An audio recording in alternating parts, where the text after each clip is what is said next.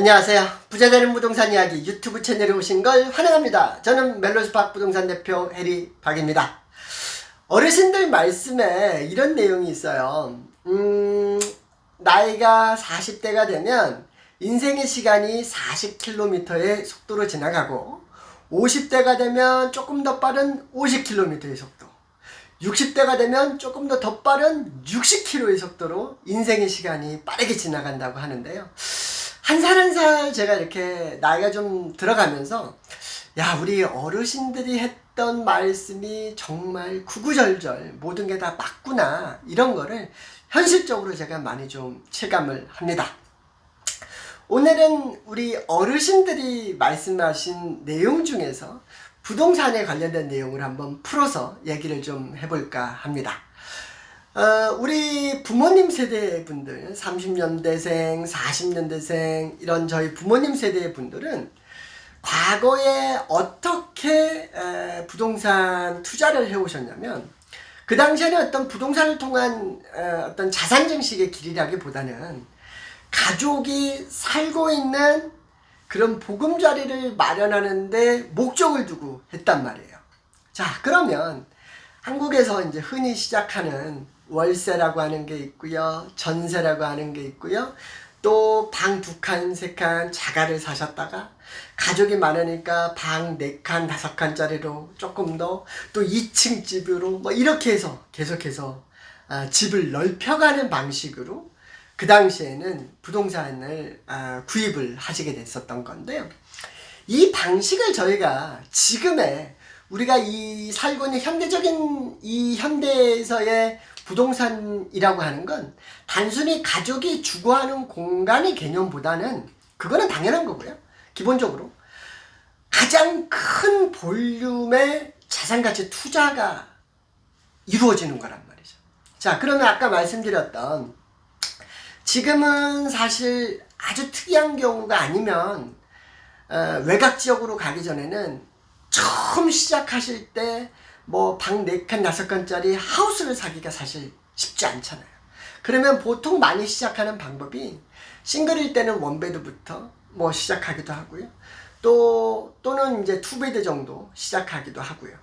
그리고 나서 이제 결혼을 하고 만약에 배우자가 또 같이 이제 돈을 맞벌이를 한다든가, 배우자가 또 집이 있는 분들끼리 서로 만나면 3베드로 아파트로 가는 경우도 있고, 또는 빌라 타운하우스로 넓혀가는 경우, 또 이제 자녀가 생기고 하니까 좀 아이들이 좀 땅에 이렇게 마당에서 뛰어놀면 좋지 않습니까? 뒷마당에서. 그러면 이제 하우스로 가는 거죠.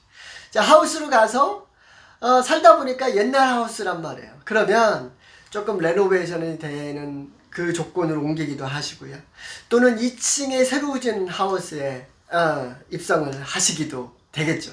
자, 그러면 어떤 시점이 돼서 자녀들이 장성해서 이제 다 결혼해서 나가면, 그러면 이분들이 내가 이제 어느 정도 사회생활을 할 수 있느냐 없느냐. 두 번째, 내가 이 집을 내가 혼자 청소할 수 있느냐 없느냐. 그쵸? 그리고 나면 여기서부터는 다시 다운사이징을 하시게 돼요.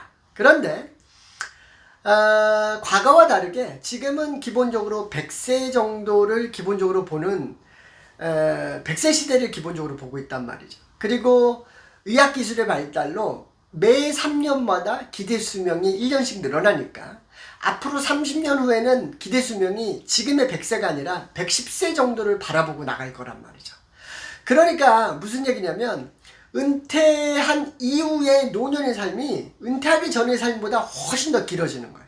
자, 그러면 이분들이 이제 돈이 필요하시게 될 건데, 그 돈을 내가 획득할 수 있는 공간이, 획득할 수 있는 그 소스가 어디냐면, 우리가 흔히 호주에서는 연금도 있을 거고요, 또는 내가 부동산을 통해서 그 돈을 받아올 수 있는데, 넓은 집에서 2층 집 방 5칸에서 다운사이징을 이제 들어갑니다.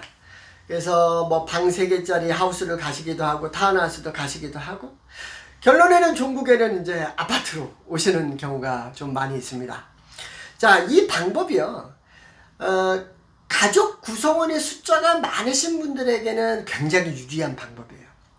저 같은 경우는 자녀가 1명이란 말이에요. 딱 단촐하게 세 식구가 살기 때문에 사실 방 5칸짜리 큰 집에 산다고 해도 청소하기도 어렵고 쉽지 않습니다.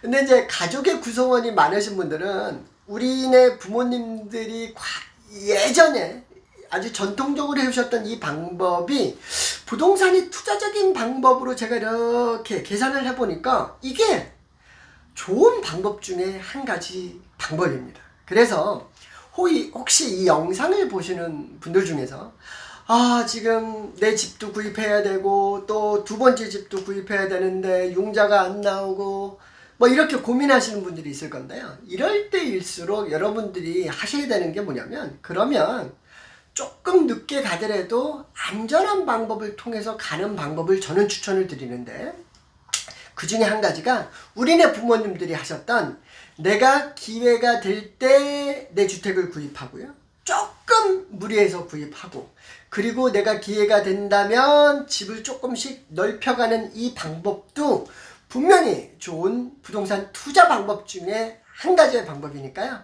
이 방법을 혹시 시간 나실 때 한번 계산해 보시고 찾아보시고 알아보시면 분명히 좋은 여러분들만의 또 다른 길을 한 가지 찾을 수 있을 겁니다.